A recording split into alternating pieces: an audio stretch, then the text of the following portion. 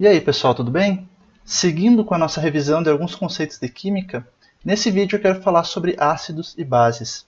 Existem algumas definições diferentes para os conceitos de ácidos e bases, mas aqui nesse curso a gente vai adotar a definição de Bronsted-Lowry, que nos diz que ácidos são compostos capazes de doar um íon H+, e bases são compostos capazes de aceitar um íon H+. Às vezes a gente costuma chamar esse íon H+, simplesmente de próton, porque o hidrogênio é um átomo que não tem nêutrons. Ele só tem um próton, um núcleo e um elétron. Se ele perder esse elétron, ele vira simplesmente um próton pelado.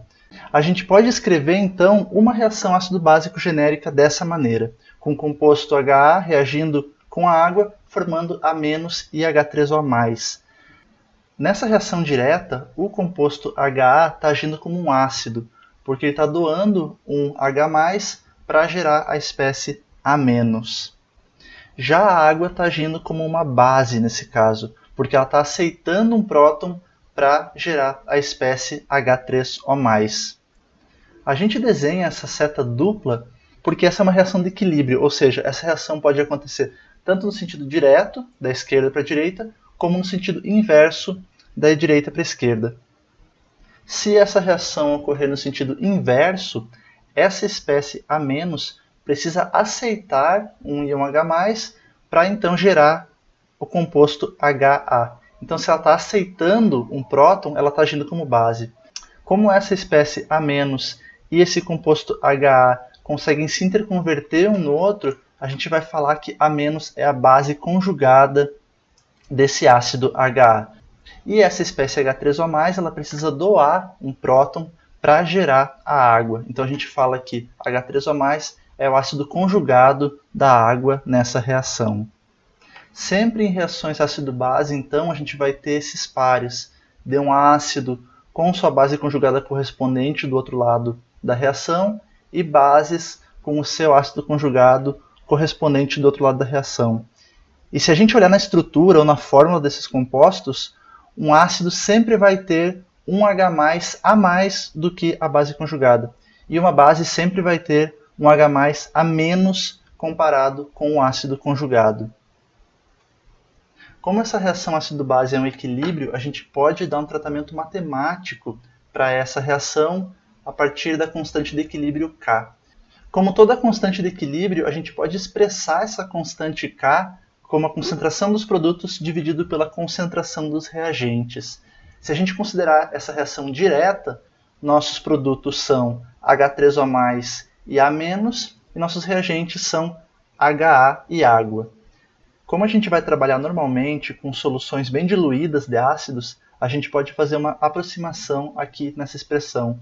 Como a nossa quantidade de ácido é muito pequena em relação à nossa quantidade de água, essa concentração de água praticamente não vai se modificar nessa reação de equilíbrio. Então, esse termo aqui vai ser constante e vai ser próximo à concentração de água em uma solução de água pura, que é aproximadamente 55,5 molar. Como esse termo aqui é uma constante, a gente pode passar ele para o outro lado da equação, então transformar tudo isso em uma constante só. Então a gente chega nessa expressão para a constante Ka, a constante de dissociação ácida. Eu fiz outra simplificação aqui, em vez de escrever H3O+, eu estou escrevendo H+. A espécie H+, ela é muito reativa, então se ela tiver meio aquoso, ela vai imediatamente reagir com a molécula de água e formar H3O+. Então, sim, H3O+, é a espécie que a gente vai encontrar em solução na prática. Mas a gente costuma escrever H+, porque é mais prático, mais rápido para escrever essas expressões. E essa, então, é a nossa constante de dissociação do nosso ácido, e ela que vai nos falar o quão forte ou quão fraco é um ácido. Ácidos fortes têm uma tendência muito grande de se dissociar, então esse equilíbrio está muito deslocado para a direita. Nesse caso, na nossa expressão, os nossos termos aqui do numerador, que são nossos produtos, vão ser muito grandes. E o nosso termo aqui do denominador, que é o nosso ácido não dissociado, vai ser um termo numericamente muito pequeno. Então, se a gente calcular essa razão de um número muito grande dividido por um número muito pequeno, a gente vai chegar em uma constante Ka muito grande. E a gente considera que ácidos fortes têm uma constante Ka maior que 1. Por outro lado, ácidos fracos tendem a se dissociar muito pouco, então esse equilíbrio está bem deslocado para a esquerda. Isso na nossa equação vai se refletir de que maneira? Esses termos H+, e A- aqui, nossos produtos, vão ser muito pequenos, enquanto a nossa concentração do ácido não dissociado vai ser muito grande. Então, quando a gente for dividir um número muito pequeno por um número muito grande, a gente vai chegar em números muito pequenos. E por isso, o Ka de ácidos fracos costuma ser muito menor que 1. Então, quanto maior for o nosso Ka, mais forte vai ser o nosso ácido. Quanto menor o nosso Ka, mais fraco vai ser o nosso ácido. E eu trago aqui nessa tabela vários ácidos, desde ácidos mais fortes aqui em cima até ácidos mais fracos aqui embaixo. Vocês podem ver a fórmula desses ácidos, a fórmula das suas bases conjugadas e os valores de Ka. Vejam que o ácido clorídrico, o ácido sulfúrico e o íon hidrônio, eles são ácidos muito fortes, o Ka deles é muito maior que 1, enquanto ácido fluorídrico e todos esses outros ácidos aqui embaixo são ácidos fracos, eles têm um Ka menor do que 1. Mas uma coisa que a gente observa é que esses números aqui, esses valores de Ka, não são muito fáceis de trabalhar. Eles são absurdamente diferentes, ordens de grandeza diferentes. Para facilitar a nossa vida, a gente usa uma ferramenta matemática que é o logaritmo. Então agora a gente define o pKa como sendo menos log de Ka. Esse P é um operador que equivale a menos log. Então agora a gente vai usar valores de pKa para expressar a força de um ácido. Lembrem lá das propriedades de logaritmos que menos log de Ka equivale a log do inverso de Ka. Então aqui a gente precisa prestar atenção porque a ordem das coisas inverte um pouquinho. Quanto mais forte for o meu ácido, maior vai ser o meu valor da constante Ka. Mas quando eu calculo pKa, quanto mais forte for meu ácido, menor vai ser esse valor de pKa. E da mesma maneira, quanto mais fraco for o meu ácido e menor for a constante Ka dele, quando eu aplico esse menos log, maior vai ser o pKa. Ok? Então cuidem para não se confundir com isso aqui, porque essa relação agora muda. E eu trago aqui novamente essa tabela, mas agora com os valores de pKa. Vejam que esses valores aqui são muito mais fáceis de trabalhar e de memorizar, né? E quando a gente aplica esse logaritmo, a gente basicamente está olhando aqui para esse expoente. Então, um composto que tinha um Ka de 1 vezes 10 na menos 10, quando a gente calcula o pKa, esse valor agora se torna 10, que é o expoente que estava aqui. Se nós tínhamos um composto que tinha algo próximo a 10 na menos 5, agora o pKa vai ser algo próximo de 5, no caso um pouco menos de 5. Então são esses valores de pKa que a gente costuma usar para saber o quão forte é um ácido.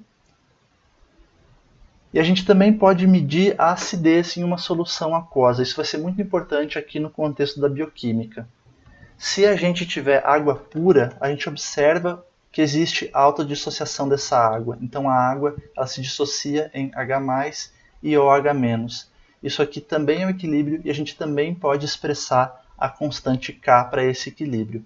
A gente vai expressar então os produtos divididos pelos reagentes.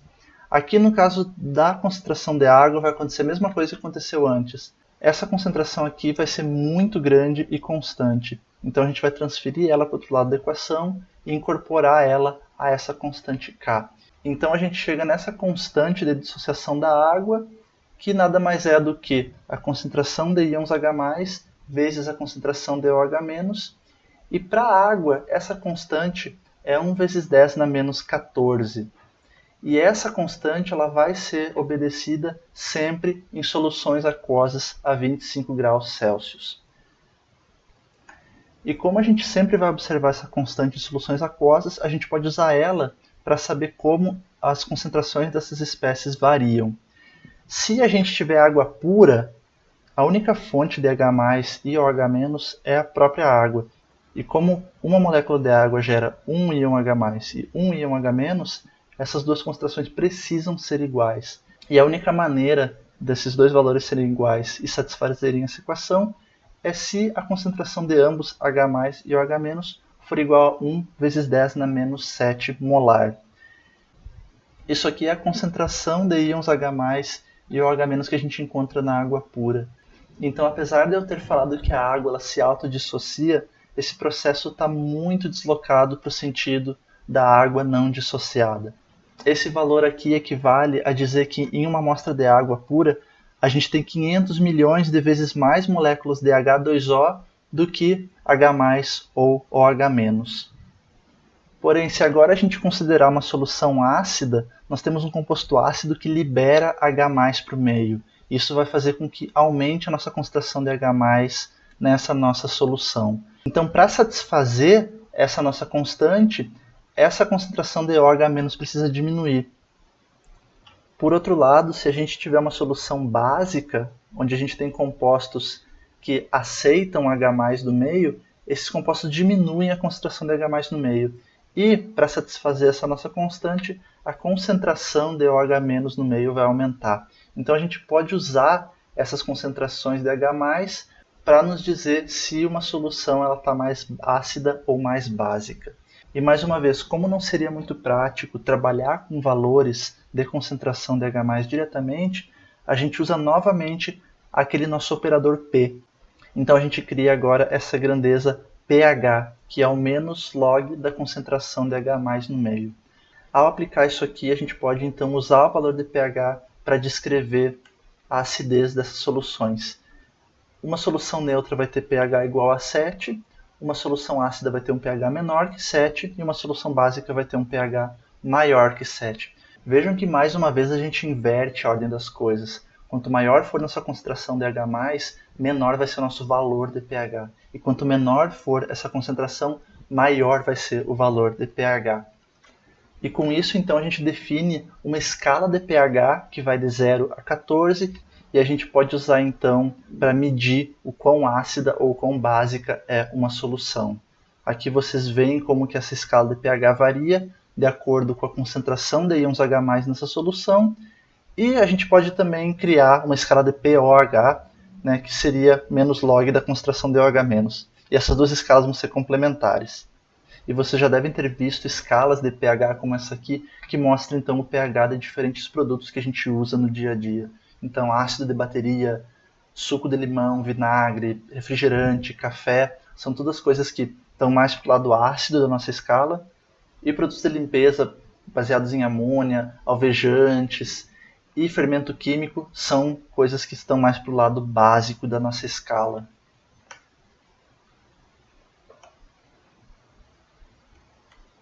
E a gente pode agora fazer mais coisas com essa nossa constante de dissociação ácida. Vamos rearranjar ela um pouquinho mais. O que a gente pode fazer com ela aqui é isolar esse termo H+. Então a gente passa esse HA para o outro lado multiplicando e esse A- dividindo. A gente chega nisso, H+ é igual a Ka vezes HA sobre A-. E a gente pode pegar essa expressão agora e aplicar menos logaritmo em todos os nossos termos. Então a gente tem menos logaritmo de H+, que é igual a menos logaritmo de Ka, menos logaritmo de HA sobre A-. Vejam que por propriedade de logaritmos, se eu tiver o logaritmo desse produto, eu posso expressar como a soma dos logaritmos individuais. Essa expressão pode parecer bem complicada, mas ela tem alguns termos que a gente já conhece. Então a gente pode simplesmente reescrever dessa maneira aqui. Menos log de H+, nada mais é do que pH, que a gente acabou de definir. Menos log de Ka, nada mais é do que pKa. E esse logaritmo aqui é uma coisa que a gente não inventou nenhum P para ele. Então a gente vai reescrever esse logaritmo, mas o que a gente vai fazer aqui é mudar o sinal dele. Okay? A gente consegue fazer isso se a gente inverter esses termos aqui dentro. Mais uma propriedade de logaritmos. Então menos log de HA sobre A- é a mesma coisa que mais log de A- sobre HA. Essa aqui é conhecida como a equação de Henderson-Hasselbalch.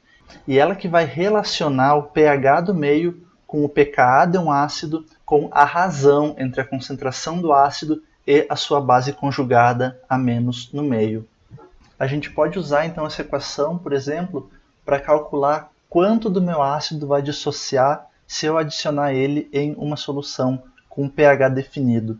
E também a gente pode usar essa equação para calcular, por exemplo, qual vai ser o pH de uma solução se a gente misturar quantidades conhecidas de um ácido com a sua base conjugada. Uma situação interessante que a gente pode identificar olhando para essa equação é aquela na qual a gente tem concentrações iguais de um ácido fraco e sua base conjugada, ou seja, HA é igual a A-. Quando eu tenho essa situação aqui, essa nossa razão dentro do logaritmo ela passa a ser 1, porque esses dois termos são iguais, e a gente sabe que o logaritmo de 1 é zero.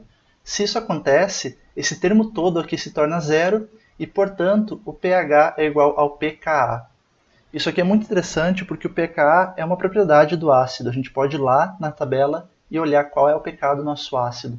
E isso nos diz que se a gente pegar esse ácido fraco e colocar ele em um meio cujo pH é numericamente igual ao pKa desse ácido, esse nosso ácido vai se dissociar exatamente 50%, que é essa nossa condição aqui.